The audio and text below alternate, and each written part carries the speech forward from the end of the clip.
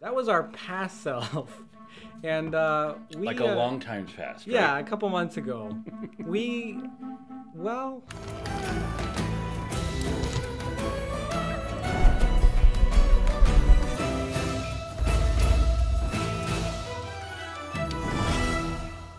We did a review. We did. You just saw it. And it was good. Oh, it was yeah. a good review. We were proud of it. We love the game. Yeah.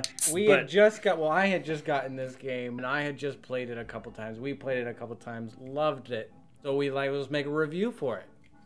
And we did. We made a great review. But there's a serious flaw. A big one. Uh-huh. A big problem. It's the rules. What are those rocks? They don't mean anything. Yeah. So we played the game very wrong. Multiple times. And all the rocks that you might notice here on the board, well, they mean something.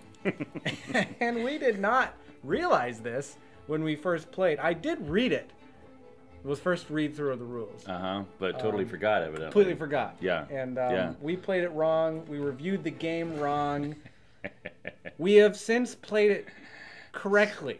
So the review of Windward, Part 2. We may find out that we played it wrong again. If we did, let us know in the comment section. We will humbly take your criticism. Review number 3. Yeah. So where to start? What is this game all about? Okay, so basically you've got your ship here, and you are at port, or you're out at sky. So you've got this planet, and it's kind of in a setting where you're traveling around on this ship, and you're trying to harvest these cresters. We gotta harpoon them, and gotta process them in your ship, and ultimately all you're after are 15 notoriety points, which is basically just victory points. But essentially what the game thematically is saying is, as you do cool things on the board, such as taking down cresters and bringing them back to port, and also maybe beating up on other people. As you do those things, people are going to recognize your prowess as a sky captain or whatever we are. We are in these little airships. I love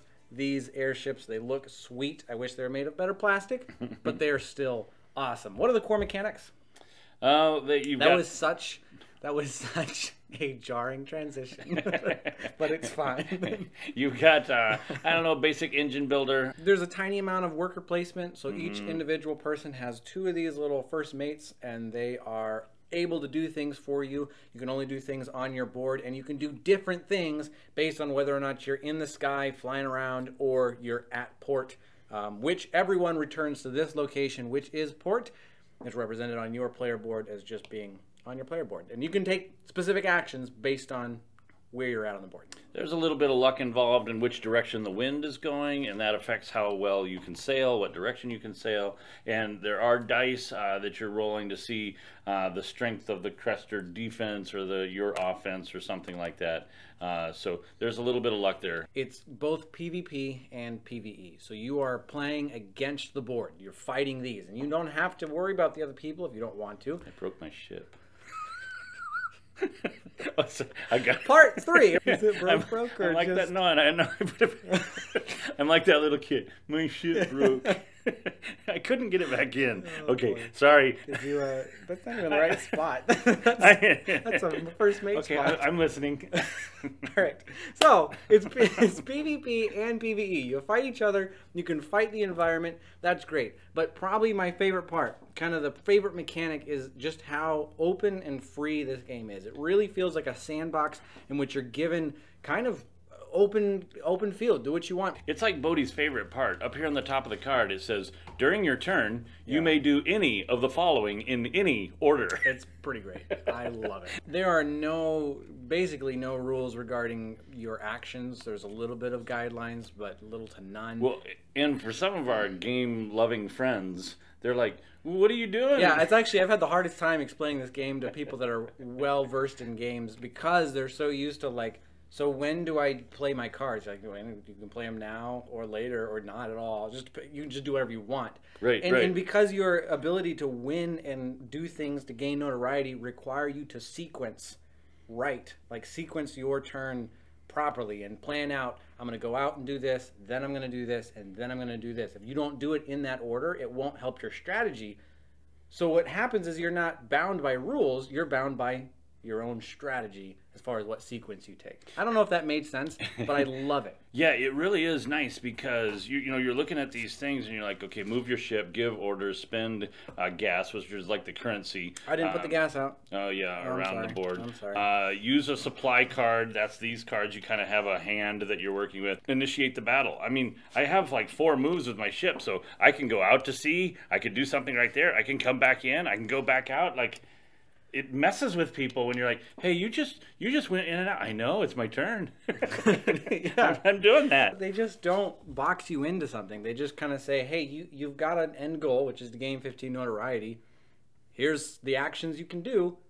Figure it out. You have analysis paralysis. This is can be a difficult game. If you've got a large group of people that are analysis paralysis, this game takes way longer than it should. Its listed time is 30 to 90 minutes. Rarely do we get it in under 90.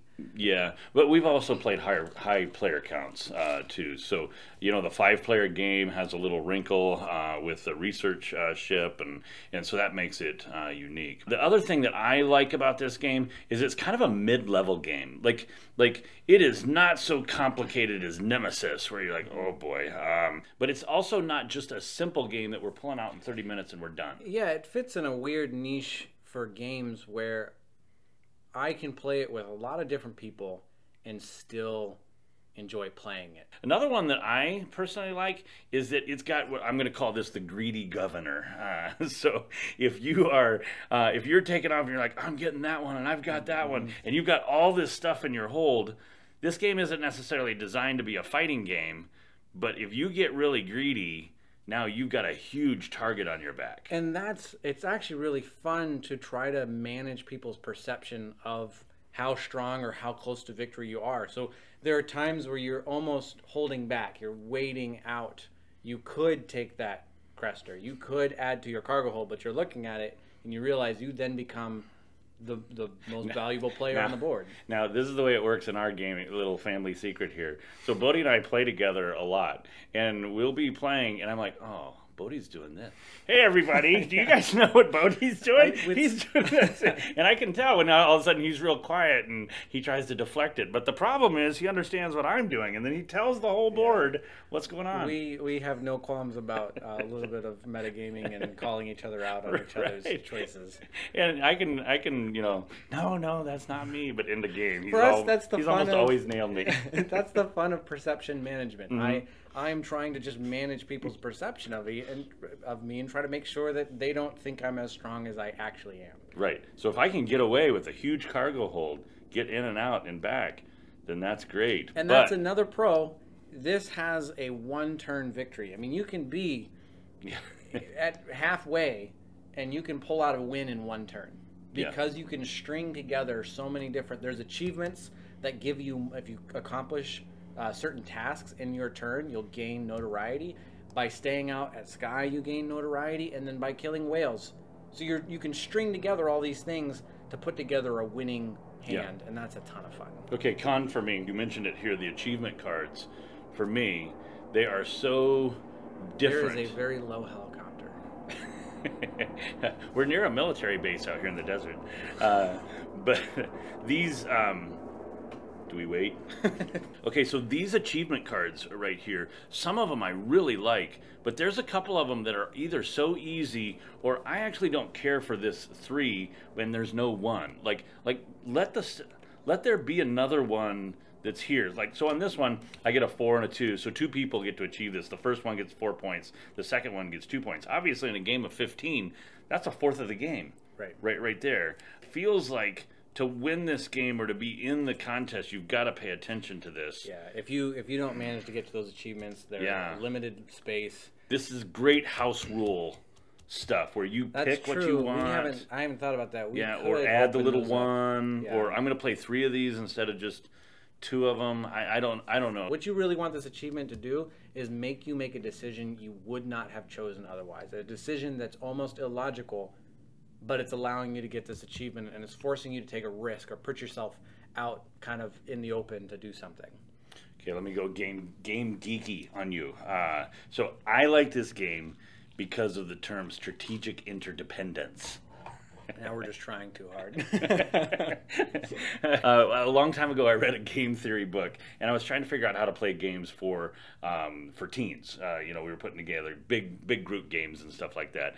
And this guy, you know, he talks about strategic interdependence, and that's the whole concept, that what my strategy is dependent upon the choices of the person who I'm either playing against or sometimes playing with. And we as human beings, we enjoy the relationship that is built in strategic interdependence. What I like about this game is I can come into it with a little bit of a strategy. I want to go do this or that. But in the first round, I see, oh, Bodhi did that. Oh, he did that. Oh, maybe I need to change what I'm going to do. Yeah, there's a heavy emphasis on tactical choices in this game. Yeah. And it's tactical choices, and this is where the interdependence comes in. It's tactical choices based on the actions of those around me. And sometimes I need somebody else around me to do something for me to do something. What you're looking for is openings where somebody has done something that leaves a little gap for you to fly your ship through. Yeah, a little bit of an advantage for you. Now, let's say the environment changes. The wind moves this way, and you'll see a guy like, I had my whole move It's built around that. Yeah. Now what am I gonna do? We haven't talked about that in depth yet, and it's one of the defining features of this game. Your movement is kind of a puzzle because you've got free movement with the wind. So whichever direction this flag points, yeah, you can go for free. You don't have to spend any money or spend any movement, and you cannot, and under any circumstances, move against the wind.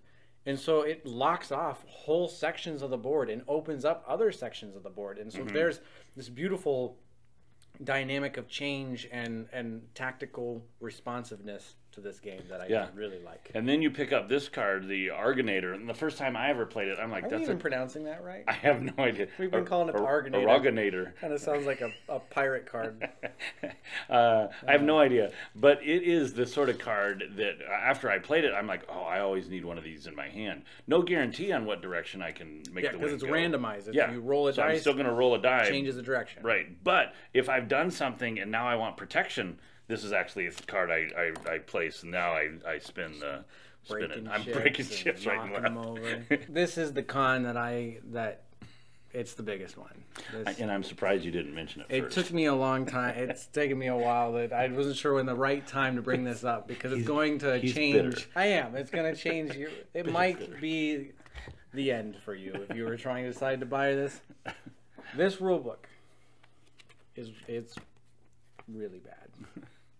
There's no way around it. It's just really every bad. time so Bodhi, what's the rule on that? Oh man, he's like, it's probably in one of 3 sections or a whole section. I have no idea why. But to their defense, right? Aren't they trying to come up with a better one? I think so. You jumped in on the Kickstarter. I jumped in on a late start Kickstarter, which I think they addressed the rule book, and I think there's other people. There's a guy on BGG. He redid the rule book, and it is much better. Part of the problem here is just there's no pictures in here. It's just blocks of text, and it's organized in a way that's not necessarily linear or logical. So when you're trying to find rules on a battle, there are 3 locations inside this rule book where you're going to get significant information to how that battle works. And let's not forget that there's also another card here that tells you how the battle works. And honestly, the battle in this game is very simple. It's roll dice, add cards, subtract. That's it. But there's just it's just not done well. All the rules are there somewhere. Yeah. So we can give them that. But it is that is a tough thing.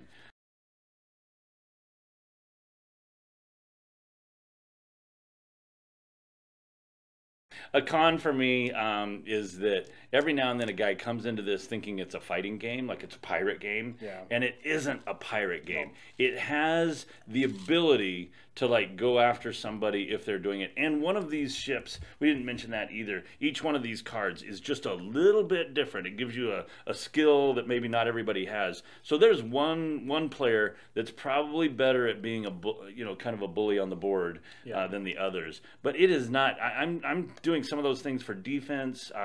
If somebody really gets greedy, I'm going to go after them. But it's not a pirate game. Yeah, it really has, it's confined the aggressiveness to critical path. If it's not critical path, there is no sense in getting into a fight. Yeah. And for some people, maybe you're there and you're like, oh, but I want to fight. For me, I actually prefer not fighting. I enjoy when it's part of the game. I can threaten for it. Yeah, but only as maybe leverage or politics or negotiation, and then sometimes a little bit of strategy. Yeah. Now, here's the thing that I like about this game, and I don't see it in very many. There is a luck element, but I like the fact that I roll the dice on the luck, but then I can play out of my hand to mitigate the bad luck. Yeah, and you can build your hand around just mitigating dice. Right. And it works out great. It's really nice because my bad luck didn't end up in loss of... Like I just lost. Oh man, bad roll. The dice are not playing with me. It now means I got to play these couple of cards that I was hoping, but I'm still able to make progress with what I was doing. I just now don't have a hand like I used to, and I could have done this. And it's not like it just stops you. Like bad luck stops me. No, bad luck kind of slowed me down, and I might not be able to do it. But that mitigation of the luck, I like it. I don't like luck to play too big of a deal in there, but I don't want to be without it either. Right, it needs to kind of be there. Yeah. Should you go buy this game, borrow it, or is it just a bust for you? I'm going to start off by saying, for me, it's a buy. I love this game. I have only had fun playing this game. The theme works for me really well. The sandbox element, the PvP, PvE, the power perception management, all these pieces come together, the puzzle of movement, all of them come together to make a game that really I just enjoy. How about you? Bodie and I actually bought this game at separate times, and then he brought it over like, I want to play this game, and he pulled it out, and I'm like, oh no, this is on my shelf of shame. I mean, it was there for like a year. Wasn't it? It was. Mine was in rep. It was there. I'd pulled it out once or twice, never got to it, and so I'm probably not as strong as he is, but I've actually played it enough times that I really wanted the upgrades, and we'd played again. And that is funny because I feel like you fit in more of a borrow for this game, and yet you went all out on the Kickstarter. I know. I bought the Kickstarter. I got it before Barnes & Noble. Yeah. Didn't you get yours from Barnes & Noble? I got it from Barnes & Noble. Then maybe that's why I like it so much, because it's such a surprise to get it from Barnes & Noble and be like, wow, this is great. Right.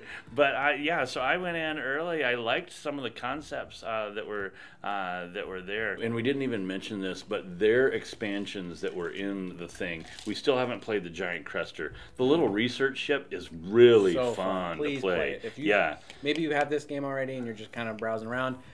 Play it with the Naturalist, the purple. So I would probably say the base game is a borrow for me, but all those little add-on pieces, I think, really take kind of a fairly simple game. Like when he pulls it out, I don't have to have that big reminder rule review. Like I just look at my card and I'm like, oh yeah, I remember how to play, and I'm set to go. So I really like that. So man, it's a buy borrow buy. All right. Well, that'll wrap us up. So hopefully that was a little bit of a help. We'll see you in the next video. If there's another one, there should be. Yeah. We're going to film another one in the next, I don't know. I don't have a watch on right now. It's always my least favorite part. The start. Yeah, the start. It's only a camera. Welcome to YouTube. We're going to tell you about, we're going to try to tell you about for the second time.